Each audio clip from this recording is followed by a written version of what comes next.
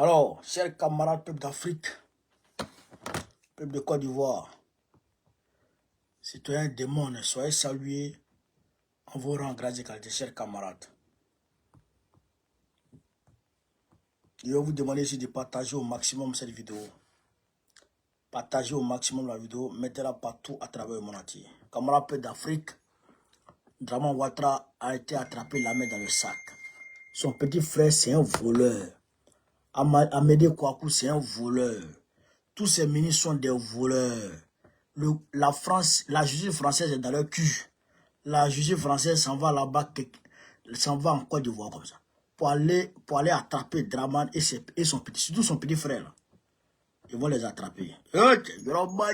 Draman même s'est gâté sur lui. Je comprends pourquoi maintenant, tout est clair. À cause de ça, ils ont pris pour tout.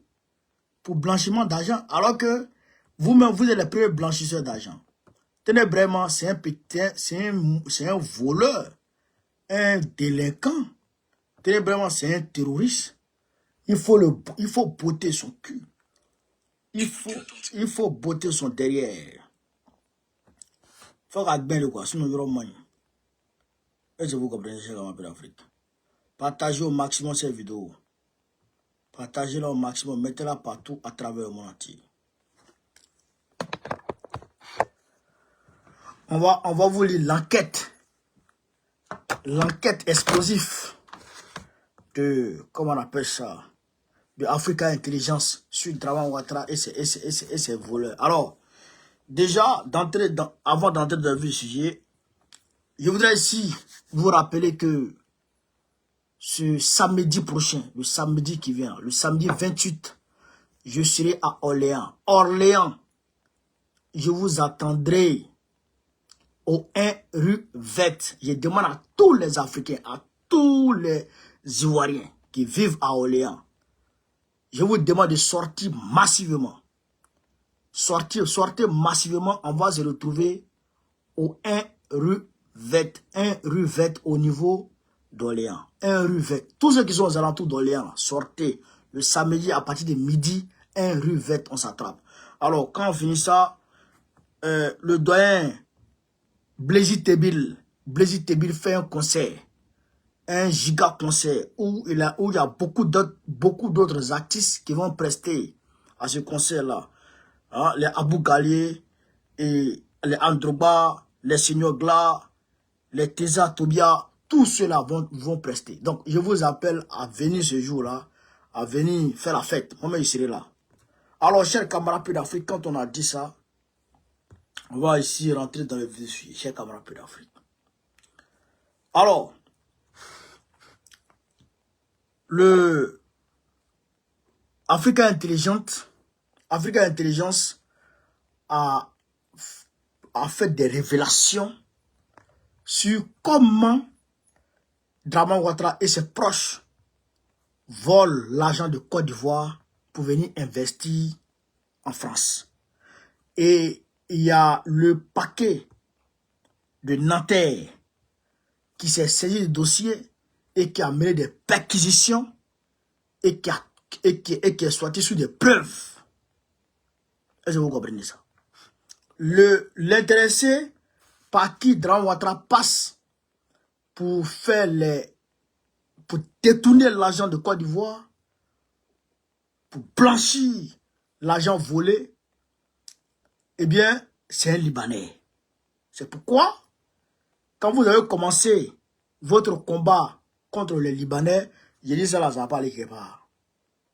Draman mange dans la main des Libanais. Donc, je vous ai dit ça va pas aller quelque part. Alors, chers camarades d'Afrique, on va ici donner lecture. Tout en décortiquant, on va donner lecture, chers camarades d'Afrique, de l'enquête. Ça, il faut que je vous le dise. Parce que, comme le dit le doyen, comment il s'appelle, le gars qui a dit ça là? Quand tu veux cacher une vérité, il faut mettre dans un livre. Quand tu veux cacher une vérité aux Africains, il faut mettre dans un livre parce qu'ils n'aiment pas lire. Donc ça là, s'il n'est pas lu ça pour vous, vous n'avez pas lu ça. Donc, votre rôle, c'est de partager pour que tout le monde puisse, savoir, on va dire, le contenu de cette enquête. Alors, chers camarades peu d'Afrique, tapotez et partagez la vidéo. Sur TikTok, on a 2 partages. Sur Facebook, on a 3 partages. YouTube, c'est compliqué. Partagez la vidéo, on va quitter chez camarades peu d'Afrique. Alors, Africa Intelligence, 23, 12e mois 2024 de Côte d'Ivoire Politique Business. L'enquête française qui fait trembler Abidjan. Voici le titre. L'enquête française qui fait trembler Abidjan. Je comprends pourquoi Apoutou a été arrêté. Et tiens,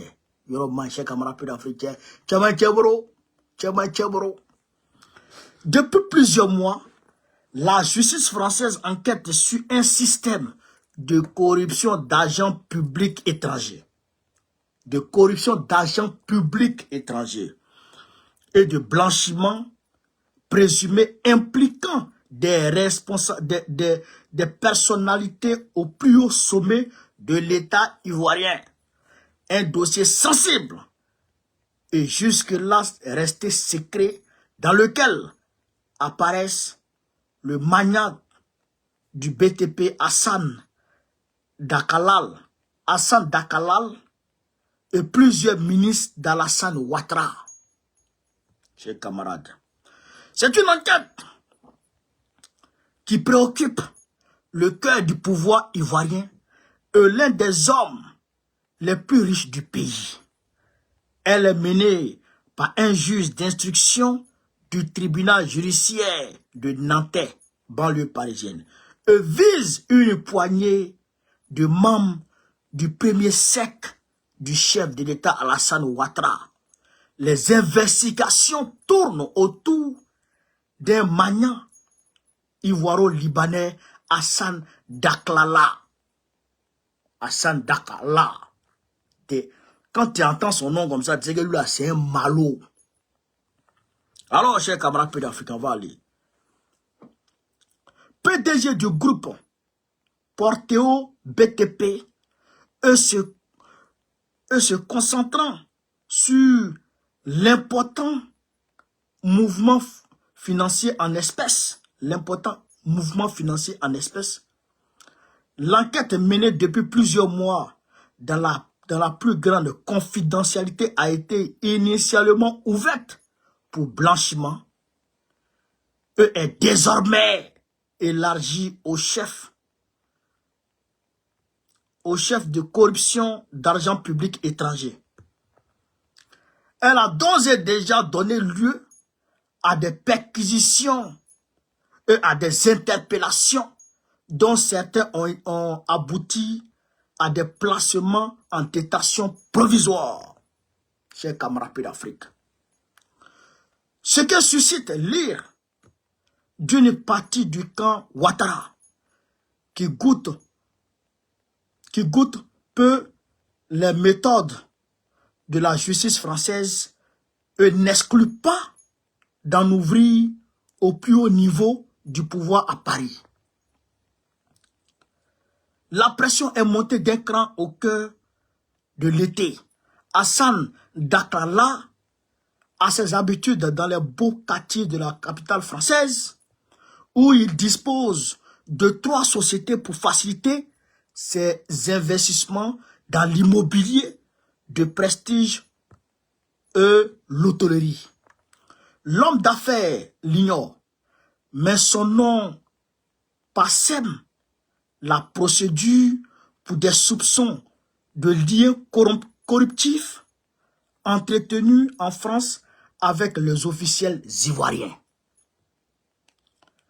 Les enquêteurs ont mené leur première perquisition début juillet dans les appartements parisiens du patron du groupe Portéon. Hassan Daklala se trouvait alors en Côte d'Ivoire, mais une partie de sa famille occupait l'un des biens. Dans l'autre, les policiers français sont tombés sur un fils d'Amédée Kofi Kwaku. Un fils d'Amédée Kofi Kwaku. Ton fils chez quoi? Dans maison de Libanais voleurs. Ministre ivoirien, non, ça c'est moi, je disais, je suis en train de décortiquer en esprit. Hein. Le ministre ivoirien de l'équipement et de l'entretien routier, Amédée Kofi Kwaku, c'est un ministre de Ouattara. De par sa fonction, il supervise l'attribution de plusieurs grands marchés publics en Côte d'Ivoire où Hassan Dakala a obtenu d'importants chantiers ces dernières années. Je répète la partie là, pour qu'on puisse comprendre. Parce qu'on ne va pas aller comme ça, comme pour aller. Hein. On va décortiquer pas à pas. Écoutez ici, on va aller pas à pas. Les enquêtes. Non, ça on va... Hein. Sa famille occupée. Dans l'autre, les policiers français sont tombés sur un fils d'Amédée Kofi Kwaku, ministre ivoirien de l'équipement et de l'entretien routier. De par sa fonction, il supervise l'attribution de plusieurs grands marchés publics en Côte d'Ivoire où Hassan Dakala a obtenu d'importants chantiers ces dernières années. Vous comprenez? C'est pourquoi, vous voyez, on fait route, 2 jours après la pluie vient ramasser, et puis on n'attrape personne, on n'interroge personne, puisque l'ami intime qui permet au ministre Amédée Kofi Kwaku et ténébrement de blanchir leur argent en France à une entreprise de BTP. Une entreprise de BTP. Donc, on lui donne le contrat de gré à gré. Et donc, le gars, il fait ce qu'il veut. Il achète les matériels qu'il veut. S'il veut, il prend gravier, il verse, et puis il met une noix dessus. Et puis on dit ça là, c'est goudron. Et puis il n'y a rien dedans. Vous voyez pourquoi vos goudrons là, ça ne dure pas, non? Vous voyez pourquoi on vous sert les goudrons biodégradables, non? Vous comprenez? On s'en va petit à petit. Dans ces fastueux appartements, les policiers ont découvert de l'argent liquide. Eux saisi des voitures de luxe. L'une d'entre elles avait été sonorisée. Et son chauffeur personnel en France, Nabil El Bourgi,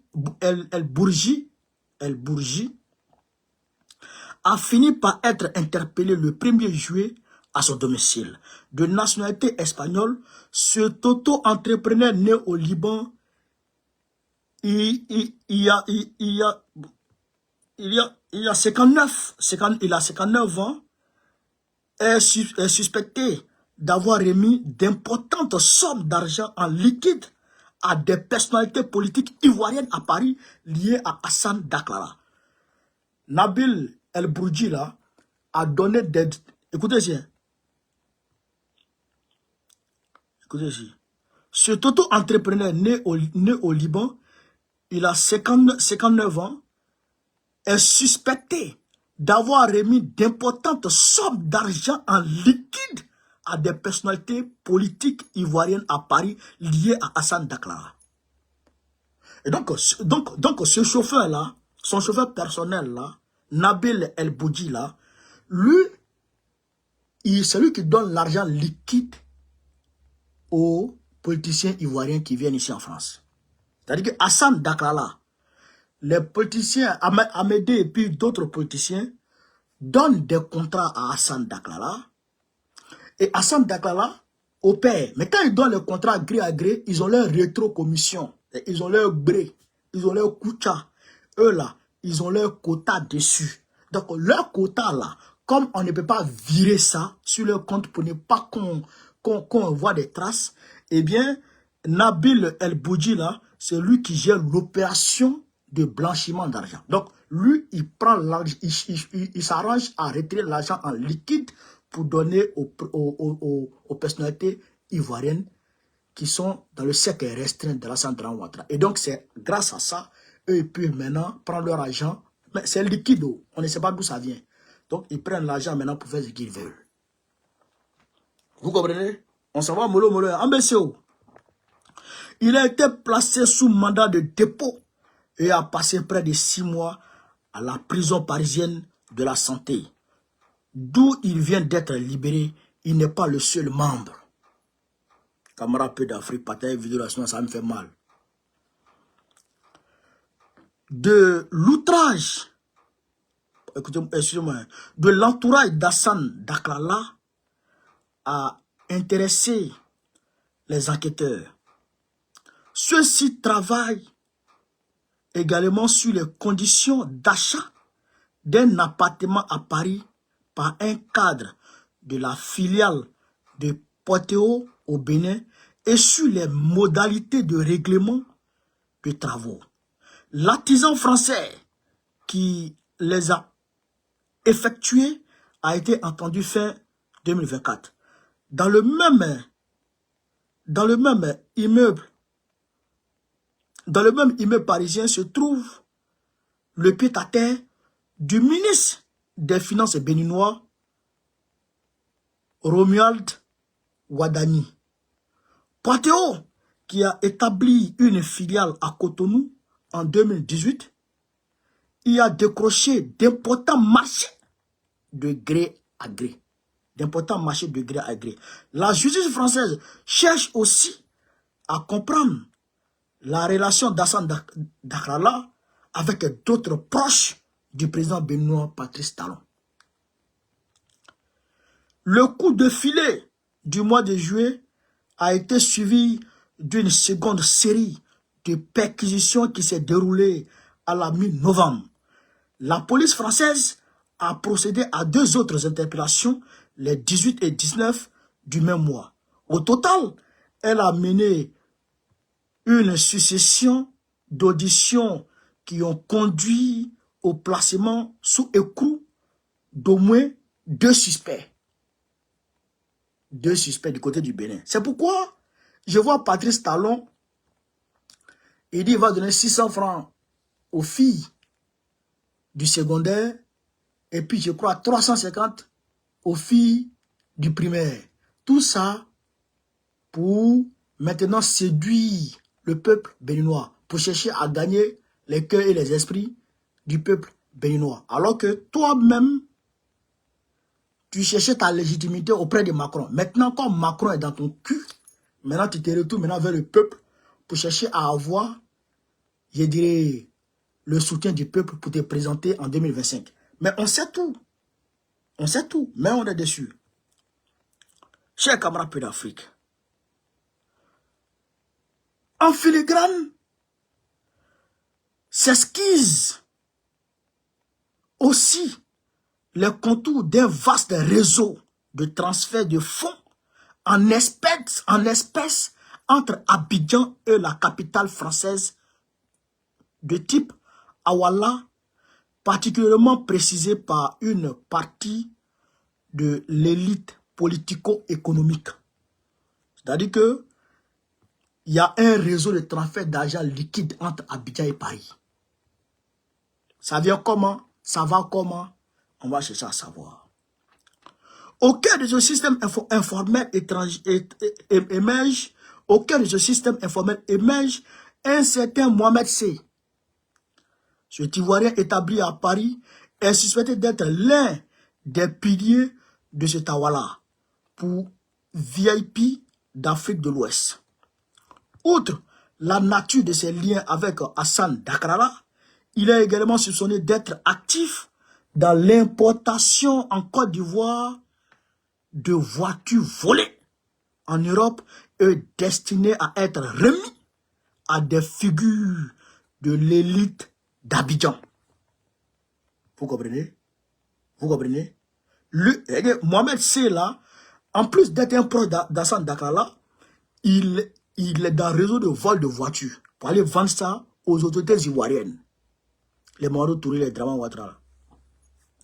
Une organisation suivie de près par Interpol qui a mené début décembre avec la police ivoirienne des saisies de véhicules.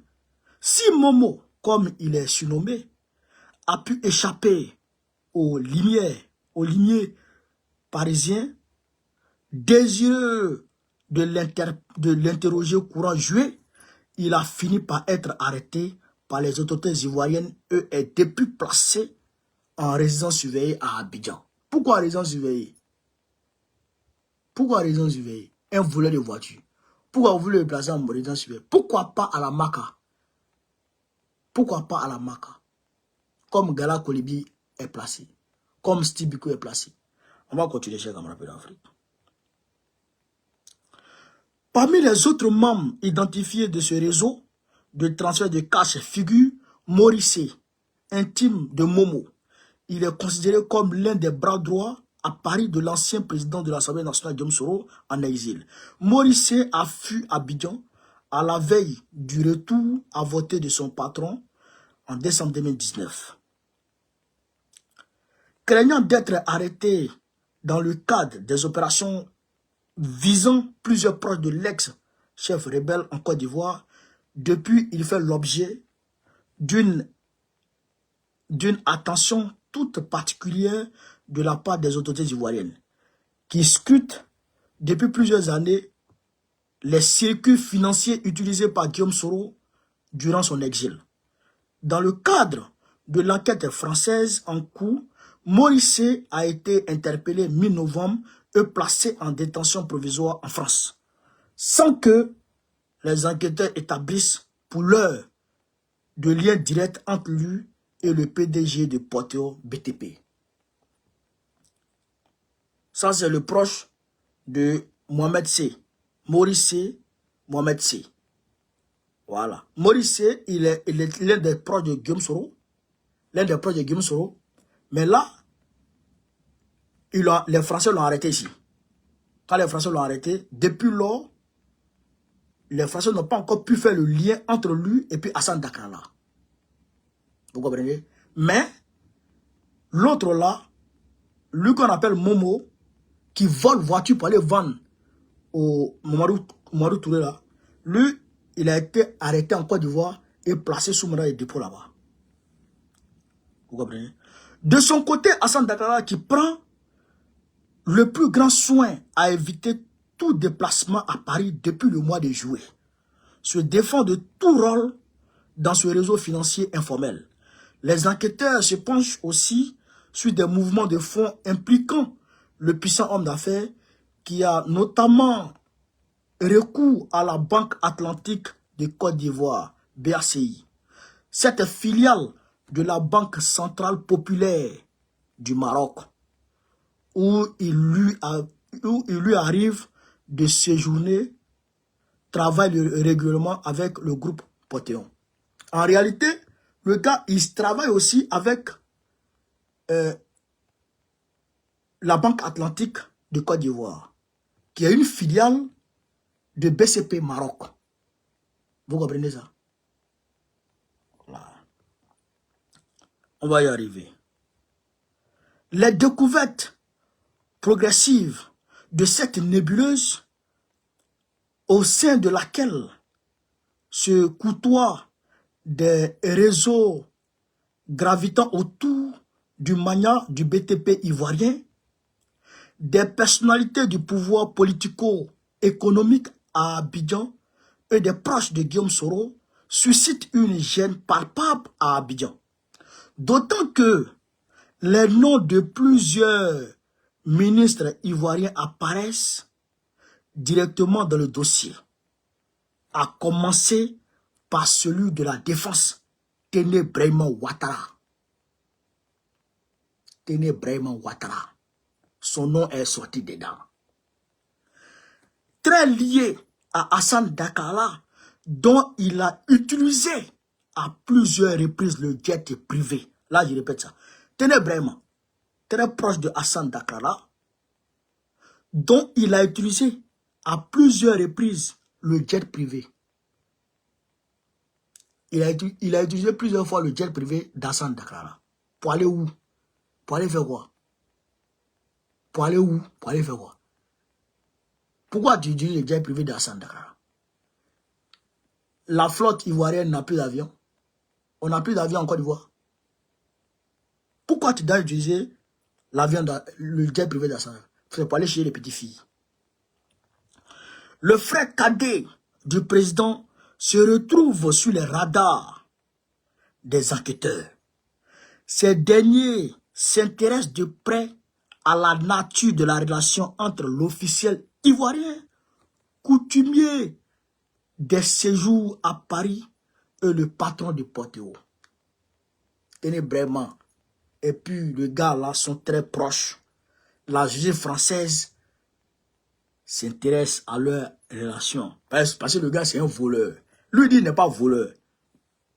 On dit qu'il est un voleur, tu es un blanchisseur, tu es un escroc. Tu n'es pas tout ça. Mais viens en France.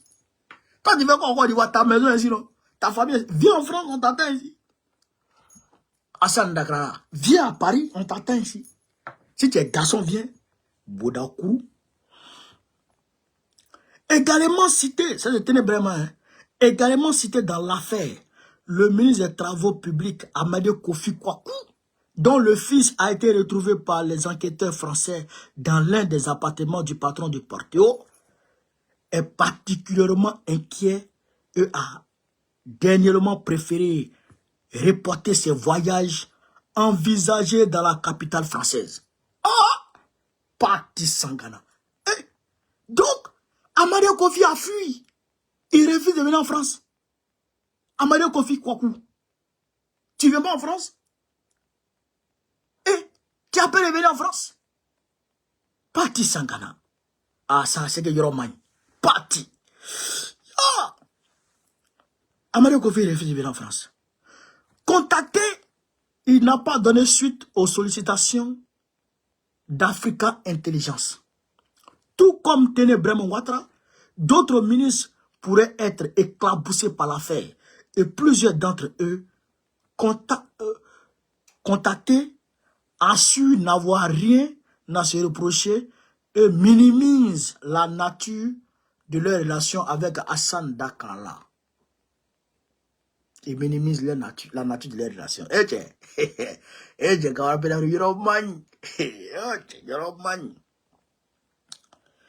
Quelques semaines après les premières perquisitions de ses biens à Paris, le ticon du BTP a été décoré. Écoutez, quelques semaines après les dernières perquisitions de ses biens à Paris, le ticon du BTP, c'est-à-dire Hassan Dakala, a été décoré en grande pompe de la reconnaissance du mérite national par le directeur du cabinet du chef de l'État en personne, Fidel Sarasoro, en présence de plusieurs membres du gouvernement. Après qu'il soit perquisitionné en France, il a été décoré. Il a été décoré en grande pompe de la reconnaissance du mérite national. La reconnaissance du mérite national par Fidel Sarasoro.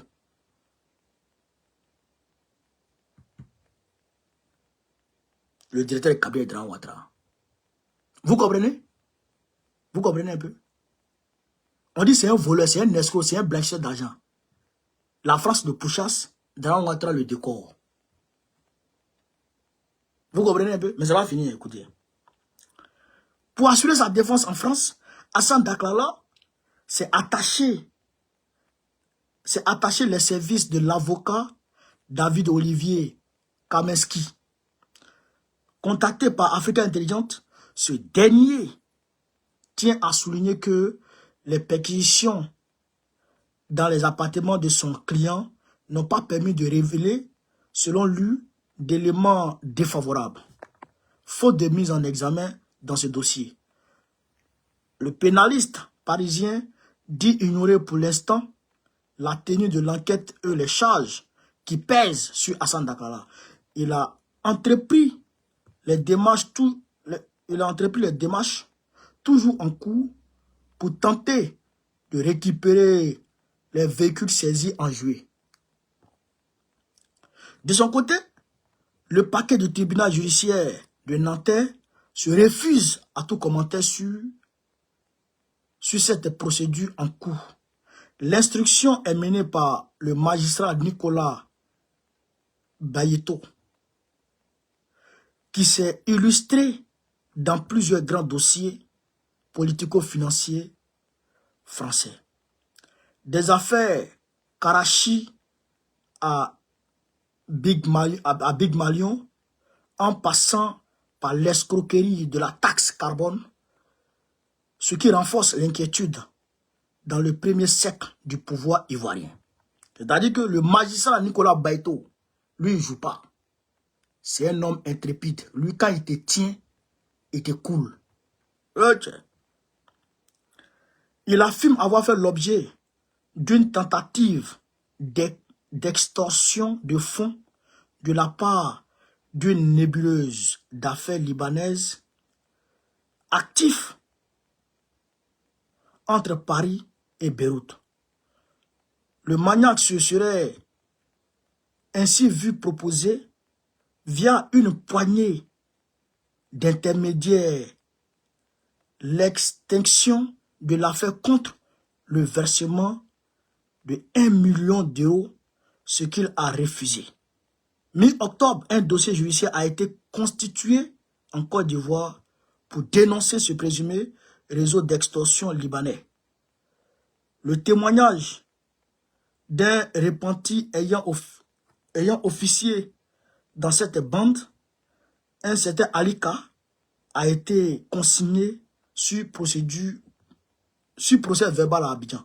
Mais la partie là, il faut qu'on décortique cette affaire. Le magistrat là,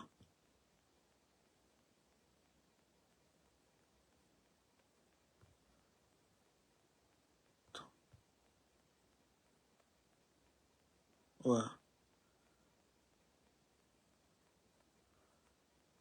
Le magistrat Nicolas Baïto, en fait, ils ont tenté de le corrompre. Ils ont tenté de le corrompre dans l'affaire avec 1 million d'euros pour qu'il laisse tomber l'affaire. Il n'est pas prêt. Mais Hassan Dakala, toi tu dis, tu n'as rien fait. Tu as pris avocat, tout ça. Mais viens en France. Viens en France. Ce qui n'a aucune incidence sur les investigations françaises en cours. C'est la première enquête d'envergure pour corruption présumée qui touche le cœur du pouvoir ivoirien depuis l'élection d'Alassane Ouattara en 2011. Sauf changement de programme, le juge d'instruction est attendu à Abidjan au mois de février pour auditionner plusieurs acteurs de ce dossier, à commencer par Hassan Dakala et Mohamed C. Une étape aussi attendue que redoutée. Donc, le magistrat se rendra à Abidjan bientôt. Il va aller interroger les ténébrés-morts. Camarades d'Afrique. Vous avez compris un peu ce qui se passe. Vous avez compris un peu ce qui se passe. À la réalité, quand vous voyez ce genre de procès, avec ce genre de magistrat, c'est que entre la France et puis le pays concerné, il y a problème. Est-ce que vous comprenez ça? Entre la France et puis la Côte d'Ivoire actuellement, il y a problème. Je dirais la France de Macron et puis Alassane Ouattara actuellement, il y a problème. Vous comprenez? Ils veulent plus que Dran Ouattara soit candidat, mais Draman veut être candidat. Donc, c'est un bras de fer qui s'engage entre les deux. Vous comprenez, non? C'est un bras de fer qui s'engage entre les deux. Mais le peuple est clair. Nous, on est clair. On ne pourra jamais accepter un 4e mandat dans notre vie.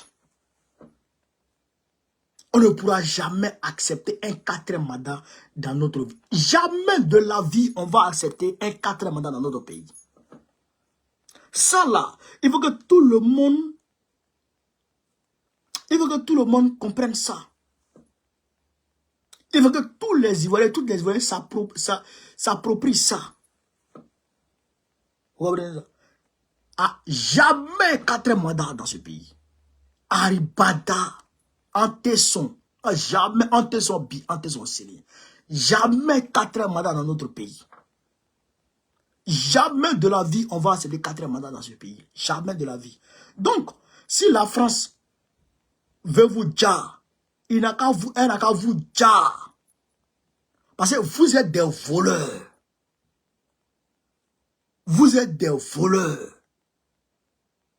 Vous êtes des maudits. Des kodjou et des wawaro. Vous là. C'est-à-dire qu'aujourd'hui, mais ils vont prendre l'argent des Ivoiriens. L'argent de la Côte d'Ivoire. Ils volent l'argent des Ivoiriens. Vous comprenez ça? Ils volent l'argent des Ivoiriens et ils viennent donner ça à un Libanais ici en France. L'argent de 30 millions de personnes. Il y a plus de 30 millions de personnes. L'argent qui appartient à plus de 30 millions de personnes. Une poignée de 100 personnes vont voler ça, vont s'asseoir sur ça, vont vivre dans l'opulence, vont dilapider cet argent pendant que le peuple a faim. Pendant que le peuple a faim. Je dis ici, il nous faut une révolution sans précédent en Côte d'Ivoire. Une révolution populaire sans précédent en Côte d'Ivoire. Parce que quand on parle de révolution, les gens pensent que c'est du jeu. La révolution ne se fait pas forcément avec des pierres, des cailloux et des punais. La révolution se fait avec des armes même. Ouais, les armes interviennent dans la révolution. La révolution. Il nous faut une révolution jamais vue dans l'histoire du monde en Côte d'Ivoire. Une révolution patriotique, populaire et qui va refonder en profondeur la Côte d'Ivoire. Si on ne fait pas ça, c'est pas bon. Il faut que 2025 là, ça soit l'année de la révolution dans notre pays, la Côte d'Ivoire. François Soto, merci. Une révolution sans précédent dans ce pays. La révolution française de 1789 dont on vous parle, 1789 dont on vous parle, la prise de Bastille. Qu'est-ce qu'ils ont fait à Bastille? Qu'est-ce qu'ils ont fait? La prise de la Bastille. Qu'est-ce qu'ils ont fait à la Bastille? Qu'est-ce que les révolutionnaires français sont allés chercher là-bas? Ils sont allés chercher des armes, des poudres, des munitions. Ils sont allés chercher des munitions pour le gouverneur de la Bastille. Ils ont enlevé sa tête. Ils ont planté ça sur une lance et puis ils étaient comme ça, dans les mains. Les femmes révolutionnaires de la France, elles sont allées à Versailles. Elles ont voulu attraper la reine pour la dire. Tu dis quoi? Tu dis quoi? Mais c'est pas du jeu, hein? Donc, il faut que les Ivoiriens s'apprêtent. C'est-à-dire que on doit monter sur Draman. Parce qu'on ne peut pas accepter ça.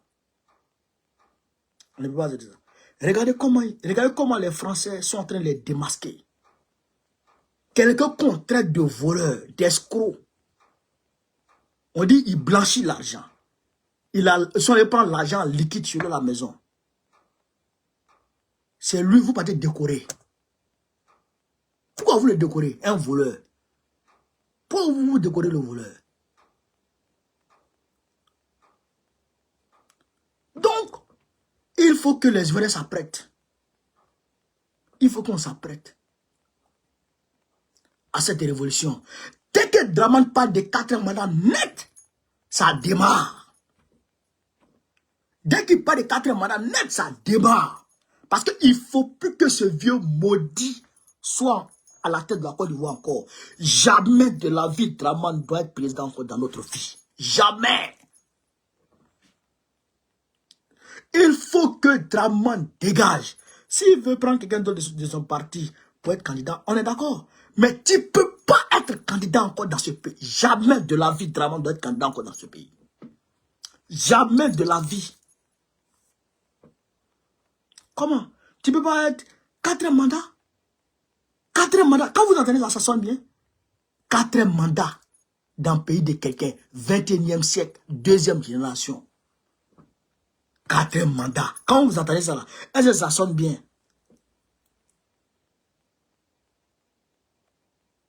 Est-ce que vous entendez bien? Est-ce que ça sonne bien dans vos oreilles?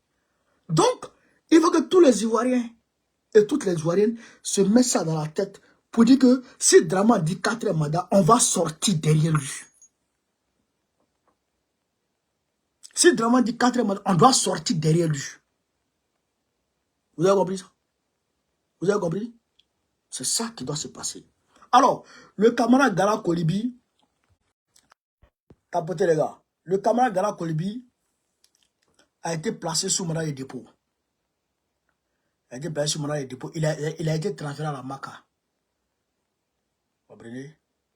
Les mêmes accusations génériques de Dramane Ouattara, atteinte à la sûreté de l'État, c'est ça. Diffusion de fausses informations. C'est ça ils ont pris pour lui coller dessus. Vous comprenez ça? C'est ça ils ont pris pour le condamner. Mais je le dis et je répète encore, la répétition est pédagogique. Et il faut que je me répète. Ceux qui sont angoissés, qui sont dans l'émotion, c'est normal. C'est normal qu'on soit dans l'émotion. C'est normal qu'on soit affecté. C'est normal qu'on soit meurtri par ce genre de choses. Mais, croyez-moi, chers camarades, ce n'est pas du jour au lendemain que la Révolution française a commencé. C'était un chemin qui était élaboré par les Maximilien Robespierre, qui ont été les fers de lance de la Révolution française. Les Robespierre, là. Et de l'autre côté de la Russie, il y avait les Lénine. Ils sont bons.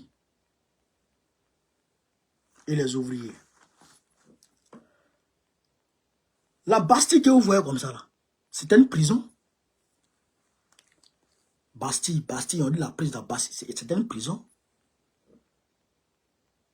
À ce moment, la peine de mort n'était pas encore abolie. On torturait les gens là-bas. On prend les gens, les met en prison. On prend les gens, les met en prison. On prend les gens, les vrais penseurs. On les prend, les met en prison. Mais, il y avait un ministre que le roi Louis XVI avait nommé, qui avait le soutien du peuple. Celui qui le peuple avait mis son espoir. Avait placé son espoir. Quand lui, il a été descendu, il a été renvoyé, ça a mis le feu aux poudres. Les Français sont sortis. Eux et puis les policiers qui étaient là, ils sont mis d'accord, ils ont pris les armes. Les policiers les ont donné les armes. Il n'y avait pas de munitions. Ils sont partis à la Bastille. On tissue et puis ils rentrent. Quand ils ont pris la Bastille comme ça, le roi qui était à Versailles, ils sont allés le prendre. On dit quitte Versailles, viens à Paris ici, on va te voir. Le peuple français a pris le roi en otage pour le mettre. Et puis ils ont écrit la nouvelle constitution.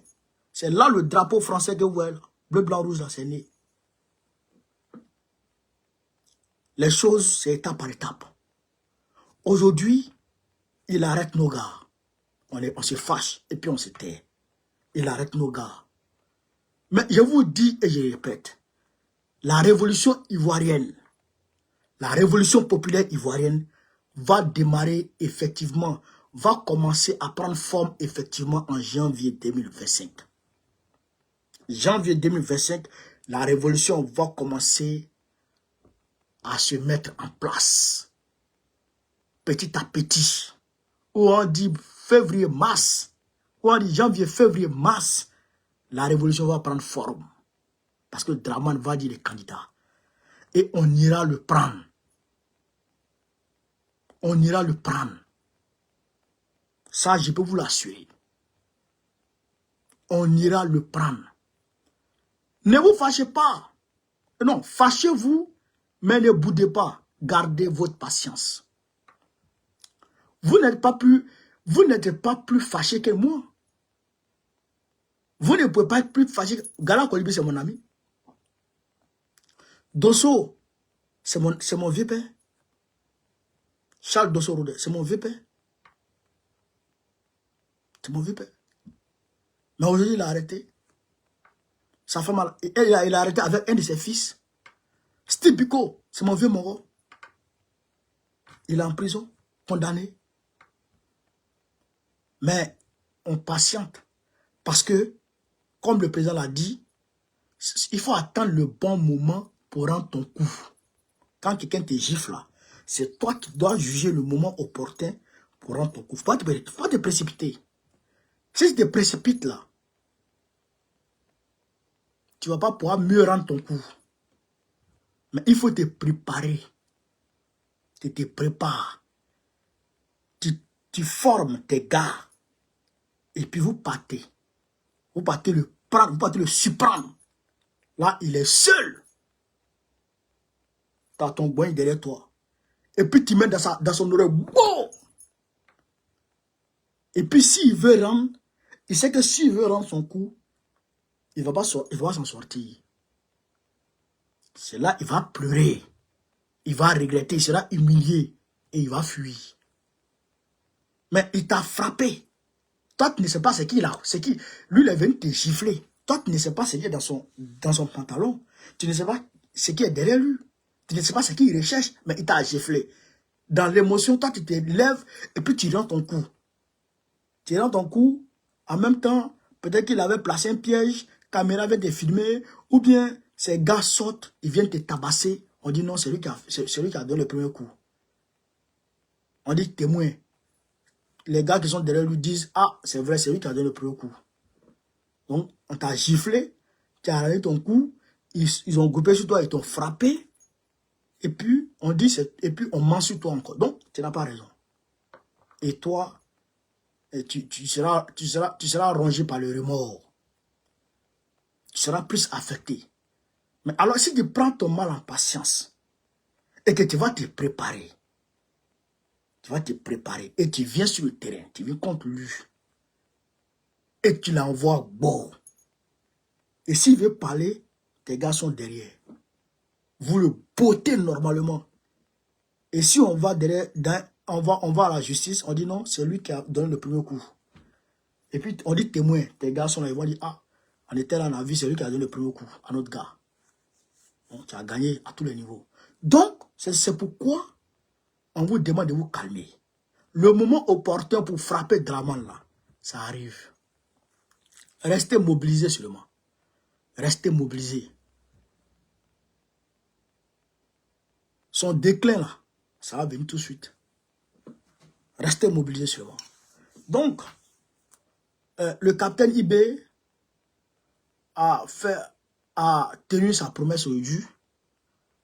Il a fait un cadeau, il a offert un cadeau de fin d'année. De fin d'année aux militaires burkinabés. Les armes de toutes sortes. De toutes sortes. Les blindés, les chars, les matériels de génie civil, militaire, toutes sortes d'armements. Donc, je voudrais le féliciter, le saluer pour ça. Et donc, chers camarades d'Afrique, voilà un peu ce que je voulais vous dire ce soir. Macron a formé son deuxième gouvernement, son gouvernement de François Bayrou.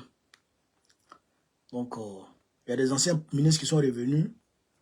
Donc, on regarde, mais je sais que ce gouvernement, il va tomber. Il va tomber bientôt. Voilà. Donc, chers camarades d'Afrique, sur ce, vive l'Afrique libre, vive le panafricanisme, vive tous les présidents panafricains. Babo, président de l'école en 2005. Inch'Allah, on est ensemble, les gars. Merci.